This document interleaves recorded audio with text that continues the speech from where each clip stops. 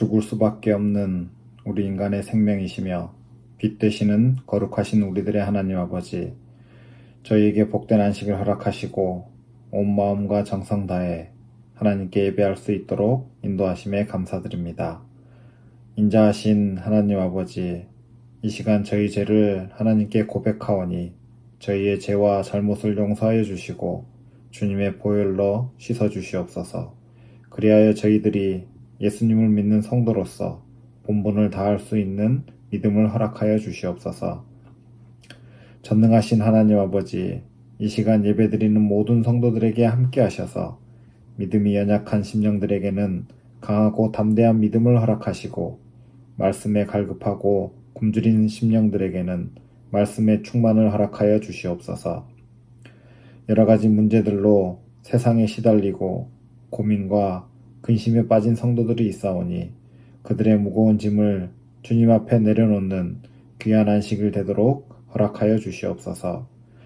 사랑으로 하나님의 백성을 다스리는 하나님 아버지, 저희 교회가 온전히 하나님의 영광을 드러내는 교회가 되어 이 세상에서 빛의 역할을 감당하며 많은 생명을 주님의 앞으로 인도하는데 부족함이 없도록 축복하여 주시옵소서.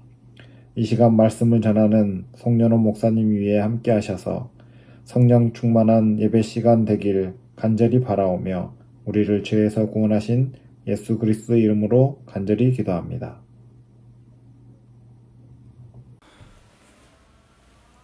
안녕하십니까 성도 여러분, 다시 행복한 안식일이 다가왔습니다.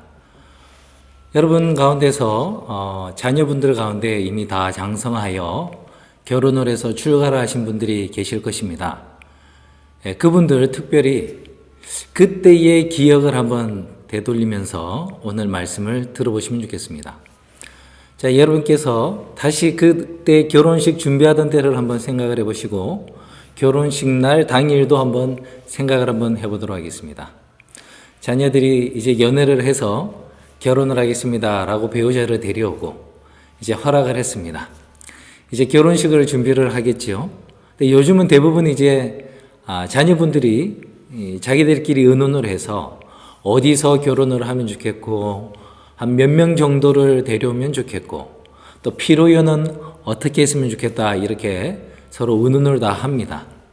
부모님이 아마 하셔야 하는 것은 체크를 쓰시든지 크레딧 카드를 긁으시면서 재정적으로 돈만 주시는 것 그것만 남아 있었을 것입니다. 자, 이제 청첩장도 준비가 되었고 발송을 했습니다.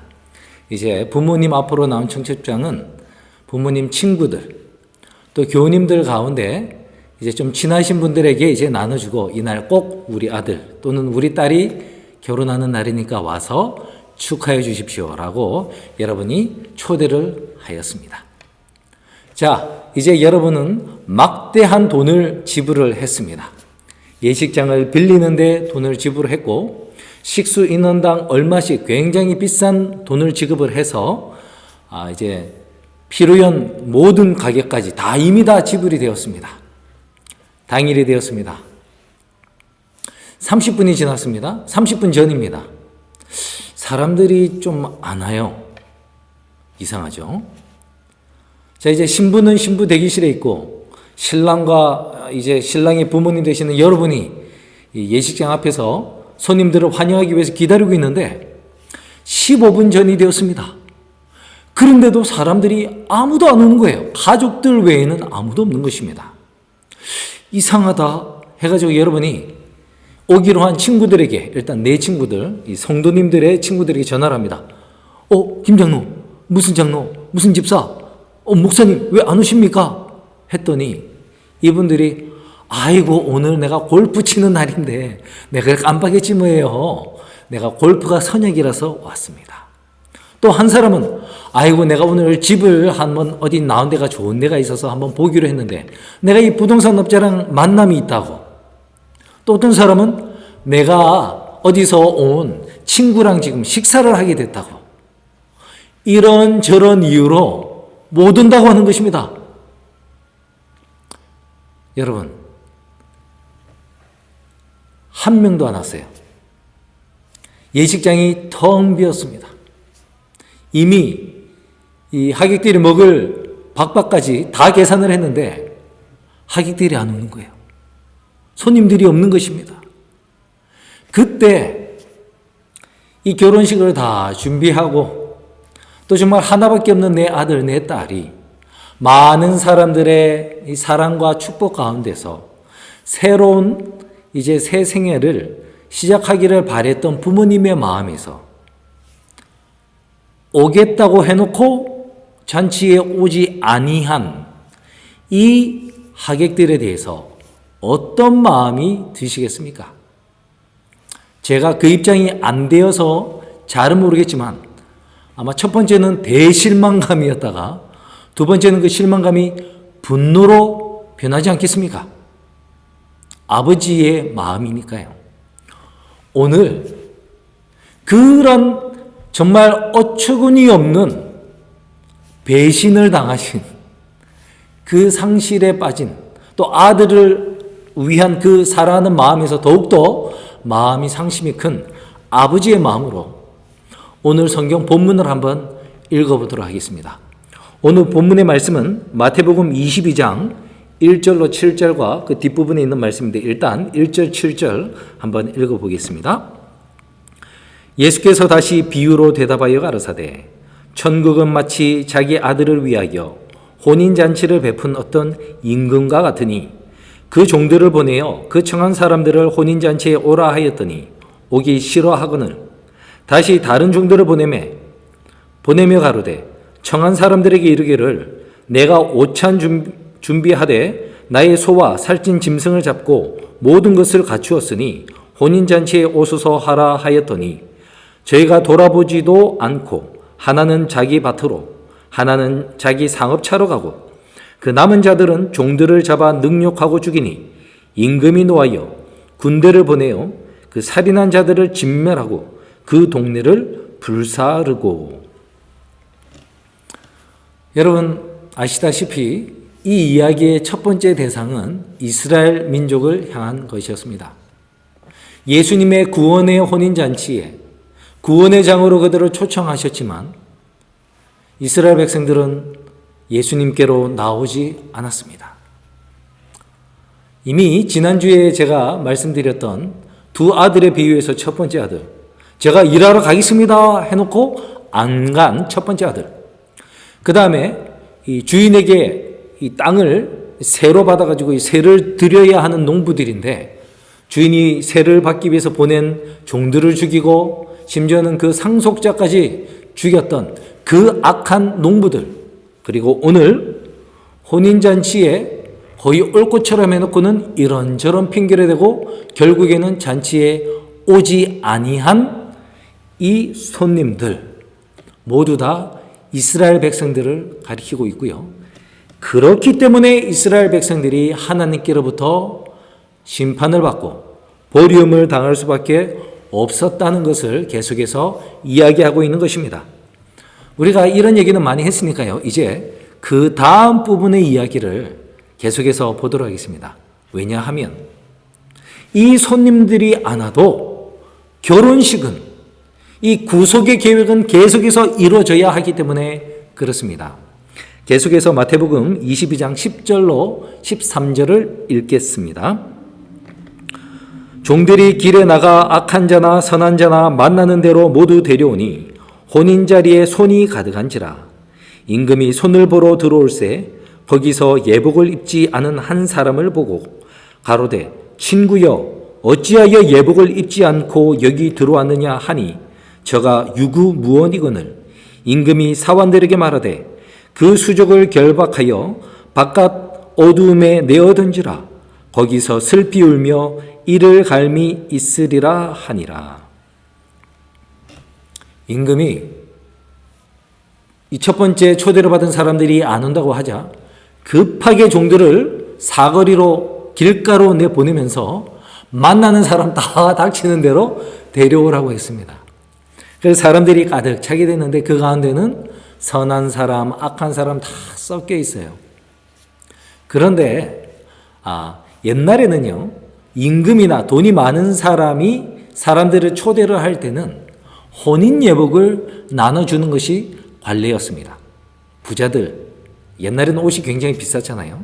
그래서 아무나 이렇게 할 수는 없었고 임금이나 부자들만이 이렇게 했는데요. 여기서 말하는 옷은 우리가 입는 이런 옷을 의미하는 것이 아니라 유대인들은 한 통으로 된 속옷과 그 위에를 이렇게 두르는 겉옷이 있다고 말씀드린 적이 있지 않습니까? 그 겉옷 같은 것을 이렇게 나눠준 거예요. 그래서 여러분 여기 나오는 사람들은 사실 가난한 사람이 굉장히 많았을 것입니다. 자격이 안 되는 임금의 잔치에, 임금의 아들의 잔치에 올 만큼 자격이 안 되는 그런 일반적인 가난한 사람들이 많았을 거예요. 그런 사람들은 자기들이 가진 옷을 깨끗하게 빨아서 이렇게 결혼식 올라면 굉장히 힘들었을 거예요. 그래서 그냥 임금이 깨끗한 좋은 겉옷을 하나씩 다 나눠줬던 것입니다. 그것만 이렇게 두르고 오면 되는 거예요. 그런데 혼인잔치가 이제 시작되기 전에 제가 볼 때는 이렇게 그 문 안에 들어간 건지 모르겠지만 홀에 있는 건지 이 배경으로는 홀 안에 있는 걸로 되어 있지만 실제로는 이제 우리가 하늘나라에 못 가는 거죠. 이런 사람은 갔다가 쫓겨나는 것이 아니라 이제 못 간다는 말입니다. 이렇게 조사를 해보는 거예요. 자, 여기서 우리 교단에 중요한 교리가 하나 있죠. 조사 심판에 관한 교리. 자, 누가 혼인잔치에 갈 것인가를 다 보는데 그 유일한 자격 요건은 임금이 나눠준 혼인 예복을 입고 있는 것입니다. 내가 만든 게 아니에요. 임금이 나눠준 그것입니다. 이것은 예수 그리스도의 완전한 대속의 의를 말하는 것이죠.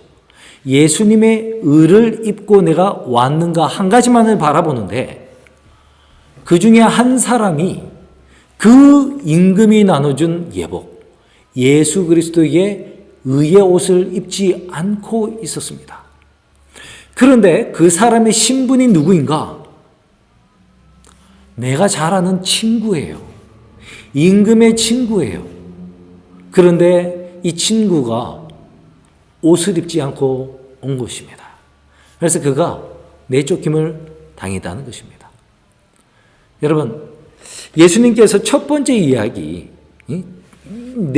초대를 소갈러 간다, 상업차 간다, 놀러 간다 이러면서 안 왔던 그 사람들 비유를 얘기할 때는 예수님은 당연히 바로 앞에 있는 유대인들과 유대 지도자들을 생각하시면서 비유를 말씀하셨습니다.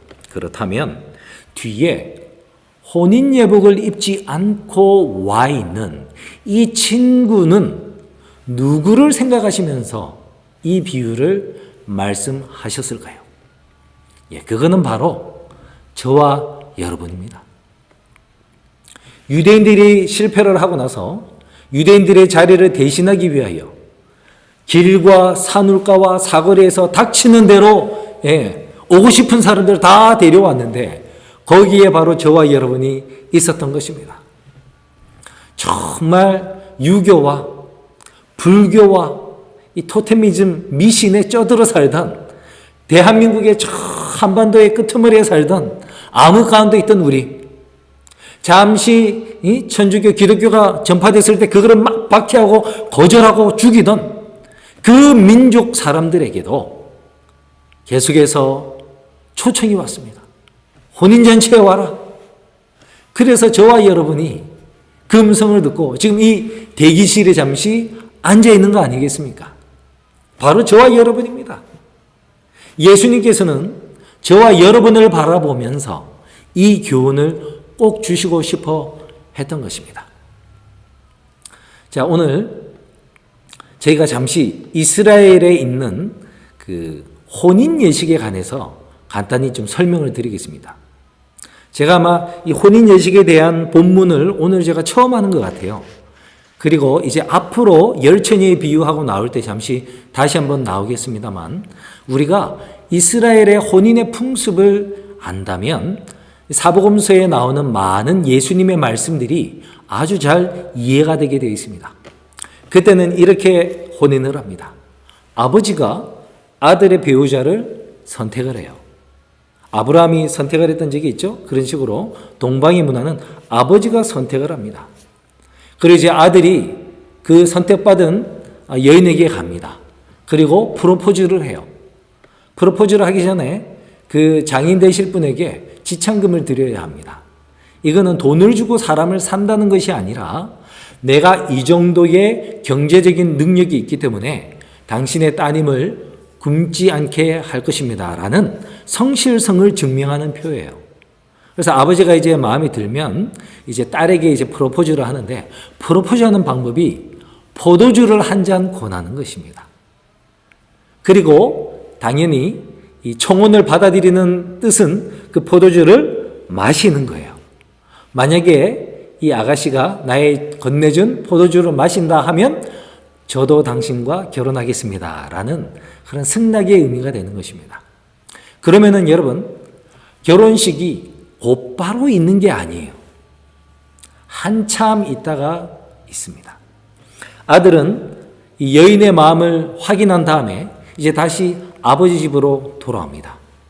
그리고는 뭐를 준비를 하냐면 아내를 데려왔을 때 살 집을 준비를 해요. 처소를 예비하는 것입니다. 집을 딱 짓고 그 기간이 한 1년 정도 걸렸다 그래요. 대략 대부분이. 그러면은 이 신랑의 아버지가 집을 다 지은 모습을 보고 이제 어느 정도 때가 되었다 하면은 이제 신부를 데리러 가라고 허락을 해줍니다. 그러면은 신랑은 이제 신부를 데리러 가는 거예요. 그게 바로 결혼식이 이제 시작되는 건데, 대부분이 이 해가 넘어가는 저녁 무렵에 그게 시작이 돼요. 그래서 신랑이 신부를 데리러 신부 집에 도착하는 때는 거리에 따라 약간씩 차이가 있겠지만 어쨌든 해가 지고 나서입니다. 그러면은 그때쯤에는 신부 집에서도 신랑을 준비를 하고 있습니다. 신부의 친구들이, 들러리들이 등불을 켜서 동네 앞에서 이렇게 신랑이 오는 것을 마중 나가 있는 거예요. 그러다가 때로는 뭐 무전기가 없고 전화기가 없으니까 신랑이 오는 것이 좀 더디될 때가 있겠죠? 그러면은 어떤 사람들은 기다리다가 잠에 빠질 수도 있습니다. 자, 그러다가 이제 신랑이 온다 하면은 이제 등불 켜고 신부 집에 가서 신부랑 함께 다시 신랑을 길을 밝혀주면서 다시 신랑의 집으로 가는 거예요. 그러면 신랑 집에서도 신랑의 친구들이 또 등불을 켜고 오는 사람들을 맞이합니다. 그런 다음에 신랑과 신부가 도착을 하면 함께 혼인잔치하는 곳으로 들어가서 7일 동안 잔치를 베풀어요. 그 7일 동안 신부는 얼굴을 가리운 채 특별한 방에서 나오지 않고 7일을 기다립니다. 그리고 7일 잔치가 다 끝난 뒤에 이제 신랑이 신부의 얼굴을 사람들에게 공개하면서 모든 예식의 클라이막스에 이르면서 예식이 끝이 나는 거예요. 이것이 간략한 결혼부터 이제 결혼식이 마치는 때까지의 모습입니다. 여러분, 이것이 어떻게 성경에 나타나 있는가? 특별히 예수님의 말씀과 사역 가운데 어떻게 나타나 있는가? 아내를 아버지가 지정을 해주다 그랬지 않습니까?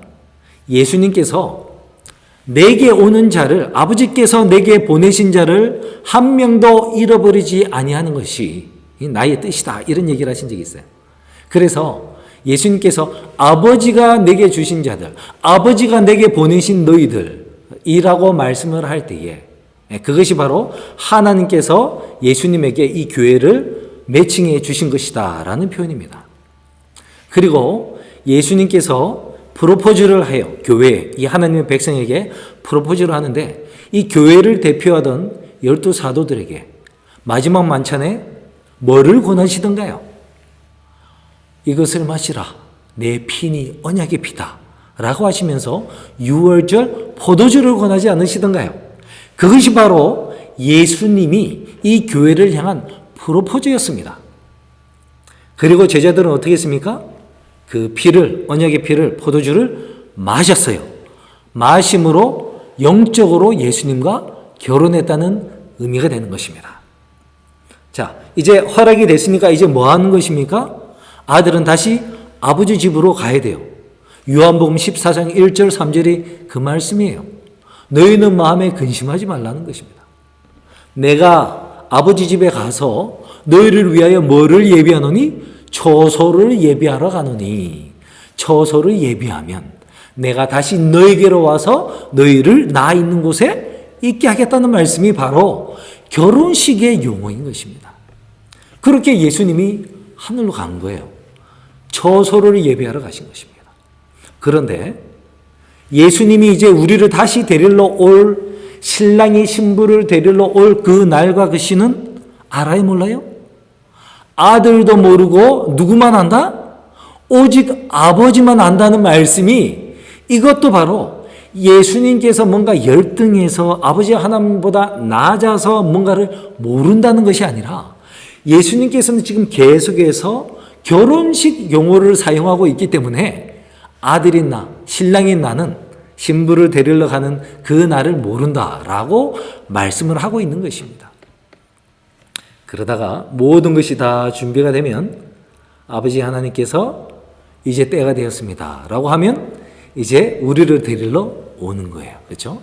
근데 여러분, 이제 한 가지만 좀 우리가 클리어하게 생각을 하고 가야 하는 것이 있는데, 우리가 이 전반적으로 앞부분은 예수님이 신랑이고 교회, 우리가 신부다, 이 개념이 분명히 있고 그것이 맞아요.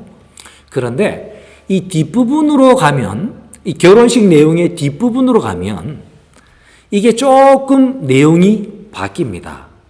어떻게 바뀌냐면, 그때는 예수님이 이제 신랑이 다시 오려고 할 때에 그런 상황에서 일어나는 여러 가지 비유들에서는 우리의 위치가 신부가 아니에요. 우리의 위치는 신랑을 기다리는 신부나 이 신랑의 들러리 하는 친구의 역할로 나옵니다. 이해가 되십니까? 그리고 오늘 본문에서는 우리를 결혼식장에 초대를 받은, 잔치에 초대를 받은 하객으로, 손님으로 나타나는 거예요. 자, 제가 다시 한번 중요한 걸 말씀드리겠습니다.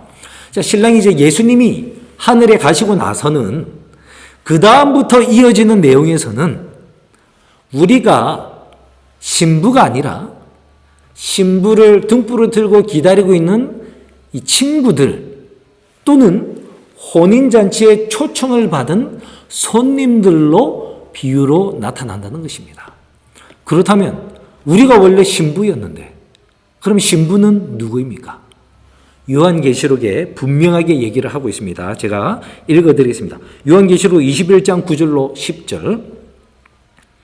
7 대접을 가지고 마지막 7 재앙을 담은 7 천사 중 하나가 나와서 내게 말하여 가로되 이리 오라 내가 신부 곧 어린 양의 아내를 내게 보이리라 하고 성령이 나를 데리고 크고 높은 산으로 올라가 하나님께로부터 하늘에서 내려오는 거룩한 성 예루살렘을 보이니.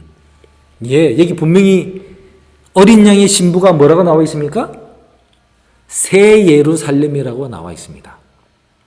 우리가 계속해서 신약시대에 우리가 신부, 교회가 신부라고 하다가 갑자기 이것이 좀 바뀌는 데 있어서 약간 헷갈려 하시는 분들이 계시고 심지어는 어떤 목사님들 가운데서도 이게 예언이 계속해서 똑같이 교회가 신부라고 했으면 끝까지 신부가 되어야지 왜 그러냐 이렇게 하는 사람이 있었는데요. 그분들을 위해서 제가 각 시대 대쟁투에 있는 말씀도 또 참고로 읽어드리겠습니다. 천사는 요한에게 이리 오라 내가 신부 곧 어린 양의 아내를 내게 보이리라고 말하였다. 선지자는 성령으로 나를 데리고 크고 높은 산으로 올라가 하나님께로부터 하늘로서 내려오는 거룩한 성 예루살렘을 보이니라고 말한다. 그러므로 신부란 거룩한 성을 대표하며 신랑을 맞으러 나가는 처녀들은 분명히 교회를 상징한다. 요한계시록에 의하면 하나님의 백성은 혼인잔치에 청함을 입은 손님들로 불려지고 있다. 손님이 된 자가 동시에 신부로 대표될 수는 없다. 분명히 예언의 신에서도 이 마지막 부분에 있어서 신랑이 오는 부분에 있어서는 신부는 새 예루살렘 성이고 우리는 신랑을 기다리는 처녀들이나 또는 초대를 받은 손님으로 나타난다라고 말을 하고 있습니다. 자, 그렇게 할 때 이제 우리는 이제는 신랑을 기다리는 신랑의 친구들, 신부의 친구들 또는 결혼 예식에 초대를 받은 손님으로서의 우리의 위치와 우리의 사명이 무엇인지에 대해서 한번 생각을 해봐야 하겠습니다. 오늘은 손님으로서의 비유가 나오니까요. 이 손님으로서 가장 중요한 것이 무엇이었는가 다시 한번 생각해 보겠습니다. 자, 손님들의 역할 정말 은혜로 공짜로 그냥 잔치 자리에 왔어요. 이거는 보통 특권이 아니죠. 왕의 아들의 혼인잔치입니다. 먹을 것도 굉장히 많고요. 7일 동안 밤낮으로 내가 먹고 싶은 걸 마음대로 먹으면서 지낼 수가 있는 거예요. 그리고 옷도 대부분 가난한 사람들은 겉옷이 한 벌밖에 없는데 혼인 예복에 입는 옷을 하나를 더 받았으니 얼마나 기쁜 일입니까? 그런데 이분들이 해야 할 유일한 한 가지, 손님이라면 반드시 해야 하는 한 가지가 뭐라고요? 왕이 미리 나눠준 혼인 예복을 입고 오는 것 그 한 가지입니다. 여러분, 혼인 예복은 무엇을 상징하는 것이며 그것을 입는다는 것을 무엇입니까? 우리가 이미 잘 압니다. 이 옷은 항상 구약에 의하면 예수 그리스도께서 우리를 위하여 준비하신 완전한 그분의 의를 의미하는 것이죠. 아담과 하와가 죄를 짓자마자 뭐가 없어졌어요? 빛의 옷이 사라졌습니다. 그래서 그 수치를 깨닫고 그걸 가리우기 위하여 무화과 나뭇잎, 즉 자기 스스로 힘으로 구원을 이뤄보겠다는 행함으로 말미암는 의로 자기를 치장을 했어요. 그렇지만 하나님은 어떻게 하셨습니까? 가죽옷을 입혀주셨어요. 어린 양이라는 표현은 나오지 않지만 창세로부터 죽임을 당한 어린 양이라는 그 계시록의 말씀 때문에 아마 그 짐승, 아담과 하와의 죄의 수치를 가리우기 위하여 가죽옷을 입혀주기 위하여 죽임을 당한 짐승은 당연히 양이었을 것이라고 우리가 추측을 할 수 있습니다. 그리고 그 양은 바로 예수님이라는 것을 우리는 알 수 있습니다. 실제로 예수님께서 십자가에 달려 돌아가실 때 하나 있던 옷을 제비 뽑아서 군병들이 다 가져가고 예수님은 발가벗은 상태에서 채찍을 맞으시고 피투성이가 돼서 마치 가죽이 완전히 벗겨진 어린 양, 피투성이의 어린 양의 모습으로 예수님께서 십자가에 달려 돌아가시고 그분의 죽으심으로 말미암아 저와 여러분의 죄의 수치를 가려주는 완전한 의의 옷을 준비를 해 주신 것이에요. 그래서 우리가 그 의의 옷을 입고 하늘나라에 간다는 것입니다. 그렇다면 옷을 입는다라는 것은 또 어떠한 의미가 있겠습니까? 여러분, 한 가지 굉장히 재미있는 일이 있는데, 여러분이 어떤 옷을 입느냐에 따라 여러분의 말과 행동이 달라지는 거 여러분 기억하십니까? 이 정장을 안식일 날 입는 것처럼 정장을 입고 구두를 신은 상태에서는 좀 행동도 좀 점잖습니다. 그런데 만약에 제가 이제 뭐 예비군 훈련을 간다 해가지고 안 입고 있던 군복을 입고 전투화를 신고 머리를 이렇게 모자를 거꾸로 뒤집으시고 이렇게 가면은 어떻게 돼요? 제대한 정말 이상한 껄렁껄렁한 그런 군바리 아저씨처럼 행동을 하게 되더라 말입니다. 우리가 슬리퍼 질질 끌고 반바지 입고 우리가 행동하는 것과 어떤 직업을 나타내는 유니폼을 입고 있을 때의 우리의 행동은 전혀 다르게 나타납니다. 그런 면에서 그 옷은 그 사람의 아이덴티티, 정체성을 나타내주고 그 정체성으로 꼴지워준다고 말을 할 수 있겠습니다. 그런 면에서 우리가 예수님의 의의 옷을 입는다는 것은 단순히 이 지식적으로 동의만 하고 말로만 내가 크리스천입니다 라고 고백하는 것 이상으로 그 옷에 맞게끔 말하고 행동하고 사고하고, 즉 품성이 그리스도처럼 꼴지워져 가야 한다는 것을 말하고 있는 것입니다. 지금 기독교에서는 이 중요한 것을 굉장히 간과하고 잘못 해석을 하고 있는 것이, 옷을 입는다는 것은 나는 속사람이 더럽고 그대로 추악하고 죄인인데, 그건 맞죠? 예수님의 옷으로 이렇게 덮음으로 말미암아 나는 의롭게 여김을 받는다. 이것도 맞아요. 그런데 그러니 어떻게 생각을 하냐면, 어차피 내 속사람은 변할 수가 없고 죄를 이기기는 너무나 어렵고 율법은 어차피 다 지킬 수도 없고 또 예수님의 십자가로 어느 정도 율법은 폐지가 됐거나 중요하지 않게 되었으니 우리는 죄에 있는 데 있을지라도 연약하고 계속 죄를 지을지라도 예수님의 입혀주신 옷만 입고 예수님 잘못했습니다 라고 하면은 구원을 받는다라고 생각을 하는 경향이 있다는 거예요. 바로 그런 점에 있어서 현재의 이 기독교회가 이 세상의 빛과 소금의 역할을 다하지 못하고 있는 것이며, 이 경건의 모습은 있는데 경건의 능력이 나타나지 않는 중요한 이유라고 생각을 합니다. 옷만 입어서 번지르르하게 크리스찬이네 이런 얘기만 듣지, 실제로 그 옷을, 교회 갈 때 옷을 벗으면 이 세상에서는 세상 사람들과 똑같이 도덕적인 잘못을 범하고 나쁜 짓을 하고 이기적으로 산다는 것입니다. 이것이 잘못되었다고 그것이 다가 아니라 우리 속사람이 새롭게 거듭나야 하고 거룩함을 추구하면서 성화하면서 하나님의 율법을 지키고 죄와 싸워서 이겨야 한다라고 성화를 강조했던 사람이 바로 웨슬리였던 것입니다.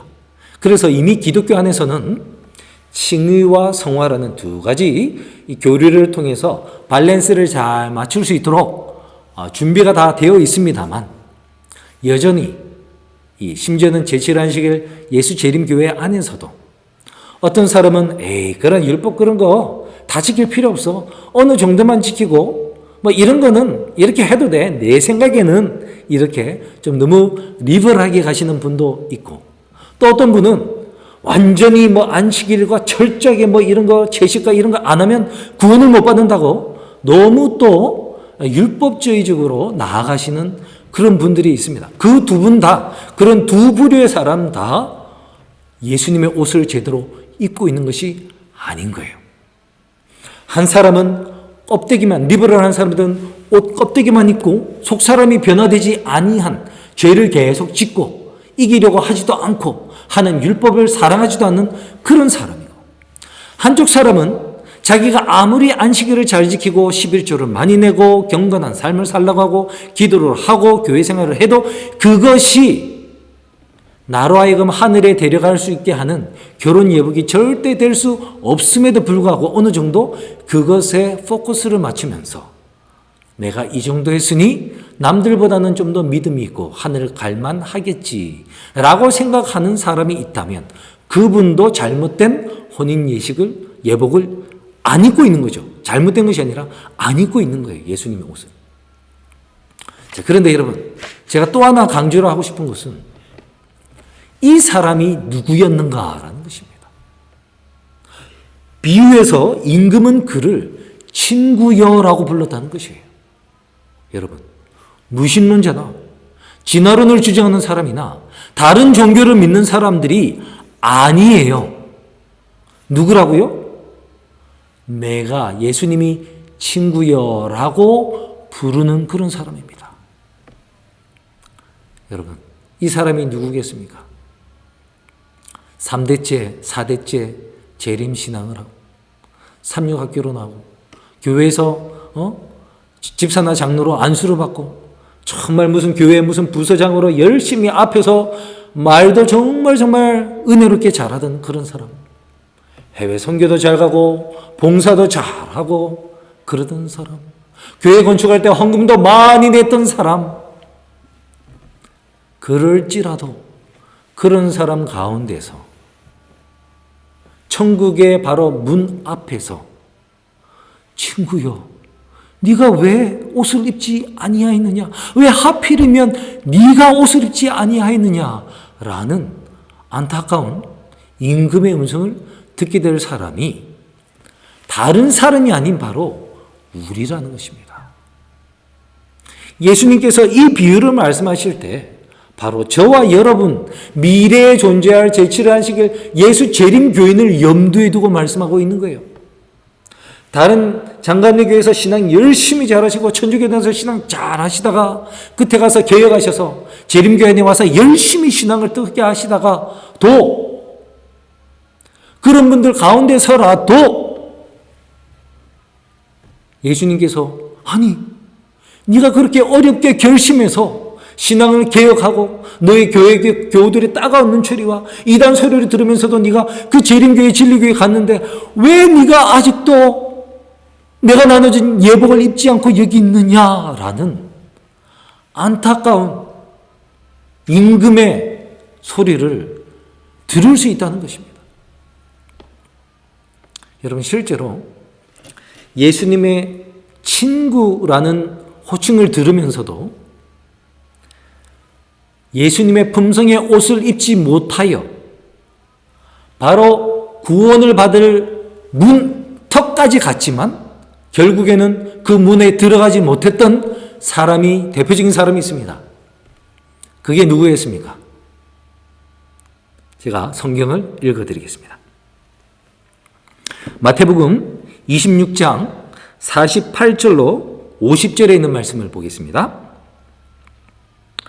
예수를 파는 자가 그들에게 군호를 짜 가로되 내가 입맞추는 자가 그이니 그를 잡으라 하였는지라. 곧 예수께 나와 랍비여 안녕하시옵니까 하고 입을 맞추니 예수께서 가라사대 친구여 내가 무엇을 하려고 왔는지 행하라 하신대. 이에 저희가 예수께 나와 예수께 손을 대어 잡는지라. 가룟 유다, 그는 정말 예수님께서 친구여라고 부른 사람이, 그리고 다른 예수님의 12 제자들을 향하여 예수님은 친구라고 불렀습니다. 그런데 다른 11명의 친구는 나중에 예수님 따라 혼인잔치에 들어갈 사람들이 된 것 같은데 이 한 사람 가룟 유다 친구는 바로 그 혼인잔치의 그 문 앞에서 들어가지 못하게 된 사람 아니겠습니까? 여러분, 가룟 유다는 무엇이 잘못입니까?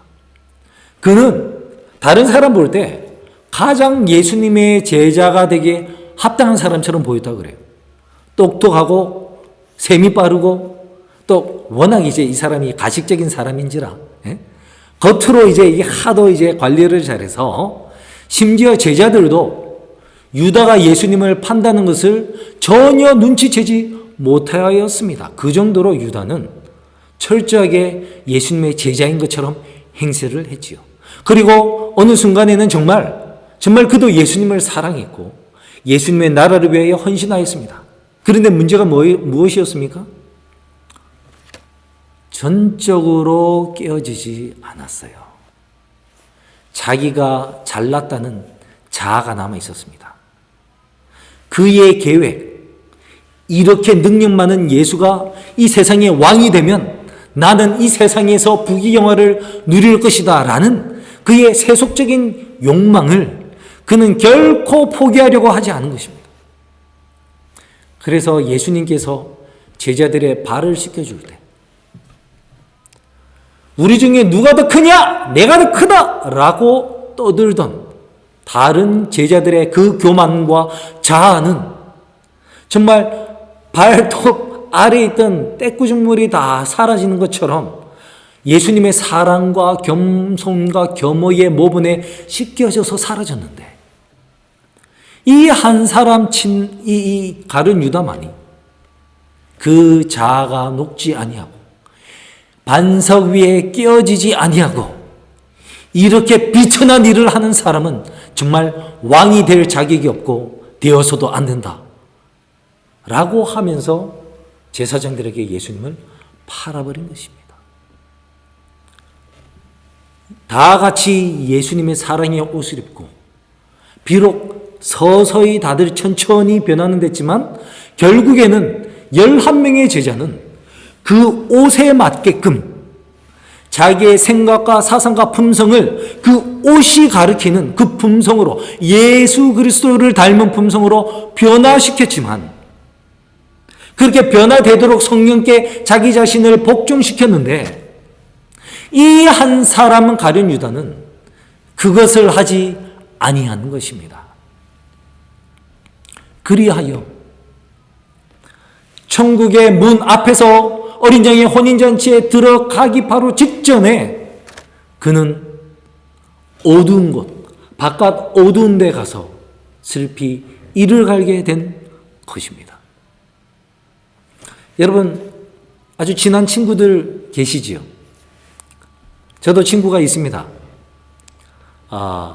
그 중에 한 명을 얘기를 좀 하겠습니다. 이 친구는 중고등학교 동창이고 대학교도 같이 신학을 한 친구입니다. 비슷한 시기에 군대도 좀 갔는데요. 그래서 군대에서도 서로 안식일 날 자기가 서로 나가는 교회에 연락을 해서 전화를 가끔씩 하던 친구였습니다. 그 친구가 먼저 이제 전역을 했습니다. 그리고 이제 저는 이제 병장 생활을 하면서 안식일에 춘천중앙교회라는 곳에서 예배를 드리는데 오후에 이제 또 그 친구에게 전화가 왔습니다. 연호야, 너 말년휴가 때 뭐하니? 이래요. 여러분 말년휴가 때 뭘 하겠습니까? 뭐 잘 지내야죠. 놀고 아무리 그것이 말년휴가라 그래도 휴가는 휴가예요. 군인에게 휴가는 너무나 소중한 그런 시간이죠. 그리고 저는 이제 8월 달에 전역하기 때문에 곧바로 2학기 복학할 준비도 해야 되고 굉장히 바쁠 것 같았어요. 그런데 그 친구가 뭐라고 하냐면 자기가 지금 아르바이트를 하는 회사가 있는데 여기에 한 3일 정도 와서 일을 같이 해달라는 것입니다. 여러분 아무리 말년휴가지만 휴가는 휴가입니다. 다른 것과 바꿀 수가 없어요. 아무리 친한 친구지만 자기가 일하는 회사에 와서 3일을 일을 하라니요. 제가 그거는 좀 안 될 것 같다라고 제가 미안하게 거절을 했어요. 그랬더니 이 친구가 어떻게 하는지 아십니까? 친구끼리 어쩌면 그럴 수가 있니? 하면서 전화를 딱 하고 끊어버리는 것입니다. 제가 굉장히 당황했어요. 이 친구가 평상시에 그렇게 잘 삐지거나 화를 내는 친구가 아니거든요. 그런데 굉장히 쌀쌀맞게 화를 내는 그 친구의 모습에 굉장히 낯설은 모습에 어안이 벙벙했고 어찌할 바를 몰랐어요. 근데 그 친구가 전화를 끊었으니 제가 뭐 어떻게 할 수도 없고. 그리고 이제 저는 말년휴가 다녀와서 전역한 후에 이제 학교 복학을 해서 이제 다니고 있었는데, 복학을 하고 나서야 중요한 것을 알게 되었습니다. 다른 신학과 한 친구가 와서 얘기를 해주는 거예요. 여러분, 이 친구가 자기 회사에 와서 일을 해놓고 어쩌면 친구끼리 그럴 수가 있냐? 이러면서 이제 탁 끊는 그것을 저한테만 한 게 아니더라고요. 신학과 많은 친구들에게 벌써 그 전화를 했다고 합니다. 그러면서 그 중에 한 친구가 이 친구가 다단계에 빠졌구나라는 것을 알게 된 거예요. 그래서 저를 보고 이 친구를 구하러 가자는 것입니다. 이 친구가 복학을 해야 되는데 그 다단계 빠져갖고 복학을 못한 거예요. 그래서 뭐 그 근처 어디 교회에 다녔대요. 그래서 거기를 한번 안식일에 찾아가 보자 해서 저희 둘이서 찾아갔습니다. 그래서 담임 목사님과 사모님이랑 얘기를 하는데 처음에 좀 나오는데 이게 정기적으로 안 나오고 요즘은 못 봤대요. 연락처도 모르고. 그래서 결국은 그때 만날 수가 없었습니다. 그러다가요, 우연찮게 포천 재림묘지에서 제가 그 친구를 만났어요. 제가 걱정스럽게 얘기했습니다. 친구야, 친구들이 많이 걱정한다. 빨리 교실로 돌아와라. 여러분, 그 친구가 어떤 친구인지 아십니까? 저를 학생반으로 인도해 준 친구예요. 안식일마다 할 일이 없어서 오락실 다니고 종로에 극장 다니고 음악 들으러 다니고 그러던 친구인 저를 학생반으로 초대를 해줬어요. 제가 그래 학생반에 가서 안식일 오후 교회 생활 너무 재밌는 것을 깨닫고 결국에는 그것이 저로 하여금 신학과를 가게 된 그런 계기가 된 제가 지금 목사를 하게 된 아주 중요한 첫 번째 역할을 해준 친구가 바로 그 친구예요.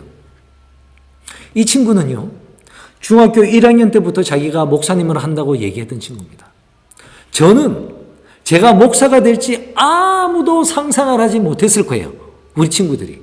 그런데요, 그 친구는 우리 모든 클래스 학생들이 얘는 진짜 목사님 해야 된다라고 인정하던 그렇게 신앙적이고 바르던 학생입니다.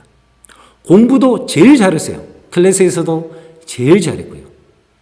그리고 그 누구보다도 가장 먼저 목사님이 될 것 같은 친구였습니다.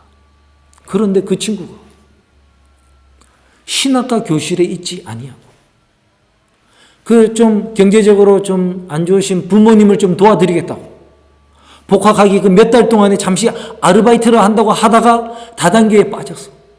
복학도 못하고 그 이후로 몇 년 동안 더 그렇게 일을 한 것으로 제가 알고 있어요. 제가 졸업할 때까지 그 친구가 복학을 안 했습니다. 이 친구가 왜 여기 있는 것입니까? 친구야, 네가 신학과 교실에 있어야지. 네가 우리 중에서 제일 먼저 목회에 나가야 할 그런 목사님 될 사람 아니냐. 그런데 네가 지금 어디 있느냐, 친구야. 네가 이러면 안 되지, 친구야. 여러분, 다행히 그 친구가 나중에 복학을 하고 또 뭐 다른 거 대학원 전공을 하고 지금 목회를 잘하고 있습니다. 제가 연락이 끊겨가지고 또 어떻게 지내는가 유튜브 가서 이 목사님 이름을 쳐봤더니 최근에 설교한 모습이 쫙 나와서 아이고 다행이다 싶었습니다. 잘하고 있습니다. 사랑하는 성도 여러분, 친구야, 네가 여기 있으면 안 되지 않느냐? 친구야, 네가 옷을 안 입고 여기 있으면 안 되지 않느냐? 라는 그 안타까운 임금의 호소가 저와 여러분에게 들려서는 안 될 것입니다. 친구야, 우리 예수님께서 정말 우리를 구원하시기 위하여 그 십자가에서 그 고초를 겪으시고 우리에게 의의 옷을 준비를 해 주셨어요. 우리가 하는 것은 그냥 그 의의 옷을 입고 모든 것을 깨트리고 그냥 예수님께 너무 감사해서 나의 뜻과 나의 계획을 다 주님 뜻 안에 굴복시키고 순종만 하면 모든 것이 편하게 그렇게 자연스럽게 성령에 의하여 우리가 변화된다고 나와 있습니다. 그런데 끝까지 나의 고집과 나의 이기적인 것을 포기하고 싶지 않으려고 끝까지 거부할 때에는 어쩔 수 없이 안타까운 음성, 친구야 네가 왜, 이 음성을 결국에는 들을 수밖에 없게 될 것입니다. 사랑하는 예수 그리스도의 친구 되시는 모든 글렌델 성도 여러분, 여러분은 어떤 친구가 되시겠습니까? 정말 예수님 준비하라고 하신 그 모든 것들을 잘 준비하면서 우리 신랑 오실 때, 우리 친구가 다시 올 때 그 친구한테 오 친구야 기다린다고 수고 많이 했다, 정말 고맙다, 야 우리 같이 이제 결혼식장 가서 혼인잔치 가서 신나게 재밌게 영원토록 살아보자 라는 음성을 들으시겠습니까?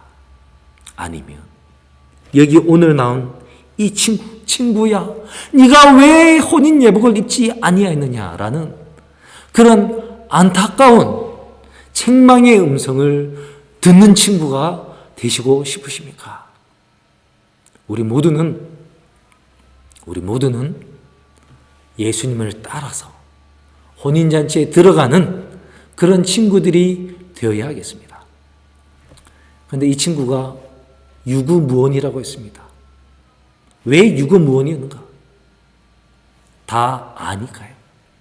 자기가 잘못한 것을 다 아니까요. 다 아는 사람은 변명할 거리가 없죠. 교회 증언 9권에 있는 말씀을 제가 한번 읽어보겠습니다. 밤의 이상 중에 매우 감명 깊은 한 장면이 내 앞에 지나갔다. 나는 하나의 거대한 불덩이가 어떤 아름다운 저택들 사이에 떨어져 즉시 그 파괴력을 발휘하고 있음을 보았다. 나는 어떤 한 사람이 이렇게 말하는 것을 들었다. 우리는 하나님의 심판이 세상에 임할 것을 알았다. 그러나 우리는 이렇게 빨리 심판이 다가올 줄 몰랐다. 그러자 다른 사람들은 번민에 찬 음성으로 말했다. 당신들은 알고 있었다고요? 그렇다면 왜 우리에게 말하지 않았어? 우리는 전혀 몰랐어. 나는 사방에서 유사한 비난의 말들을 하는 것을 들었다. 여러분, 여기서 우리는 하나님의 심판이 세상에 임할 것을 알았다. 그러나 우리는 이렇게 빨리 심판이 다가올 줄 몰랐다라고 한탄하는 사람. 이 사람이 바로 이 비유에 나오는 어리석은 친구라고 생각이 됩니다. 이 사람은 예수님이 재림할 것을 알았어요. 여러분, 제7일 안식일 예수 재림교회는 다니엘서와 요한계시록에 대한 빛이 있습니다. 엘렌 화이트의 예언의 빛이 있어요. 그래서 우리는 장차 앞으로 큼지막하게 어떠한 일들이 역사상에 일어나면서 예수님께서 재림하실지 우리는 미래의 스토리를, 시나리오를 알고 있는 굉장히 축복받은 하나님의 백성들입니다. 친구니까 하나님이 이런 비밀을 미리 알려준 거예요.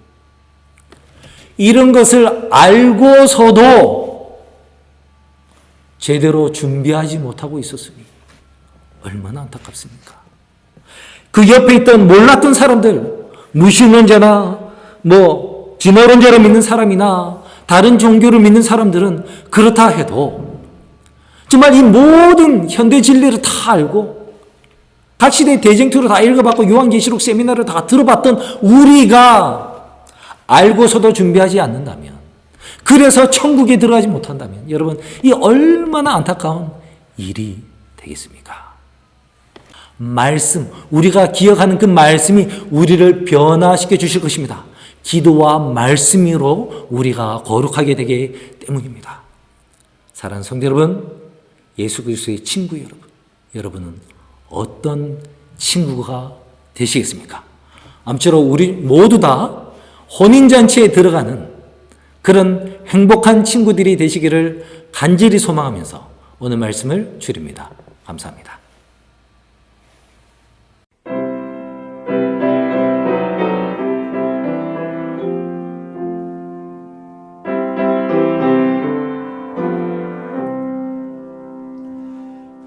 나의 참된 친구를 심어줄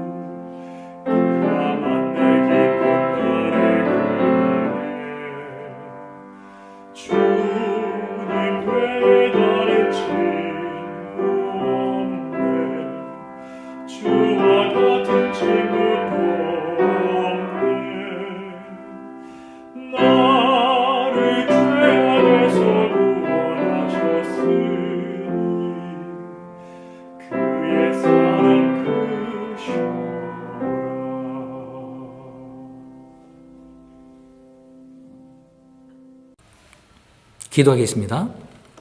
사랑과 자비가 많으신 아버지 하나님, 정말 우리의 친구 되시는 예수님, 삼위 하나님께서 우리의 구원을 위하여 그토록 고초를 당하시고 애를 써주심으로 인해 감사를 드립니다. 우리 예수님께서 십자가에서 마련해 주신 이 귀한 구원의 의의 옷을 우리에게 공짜로 나눠주셨으니 감사합니다. 우리가 이 옷을 입고 또 이 옷을 입은 상태로 해서 주님처럼 우리 품성이 꼴지워지길 원합니다. 주님, 우리를 변화시켜 주시옵소서. 그래서 임금이 우리의 자격심사를 할 때에 우리가 모두 다 잘하였다, 착한 종이라는 칭찬을 들으면서 우리가 다 같이 기뻐하면서 신랑을 쫓아서 혼인잔치에 들어가는 그런 친구요, 또 혼인잔치에 초대를 받아서 성공적으로 그 문 안으로 들어가는 성공적인 하객길이 될 수 있기를 바라니 주님, 우리 모든 성도님들 축복 내려주셔서 단 한 사람도 빠지지 아니하고 모두 다 어린 양의 혼인잔치에 들어가서 정말 행복하게 혼인잔치를 함께 누릴 수 있도록 인도하여 주시옵소서. 우리의 귀한 친구 되시는 예수님 이름 받들어 감사하며 기도합니다. 아멘.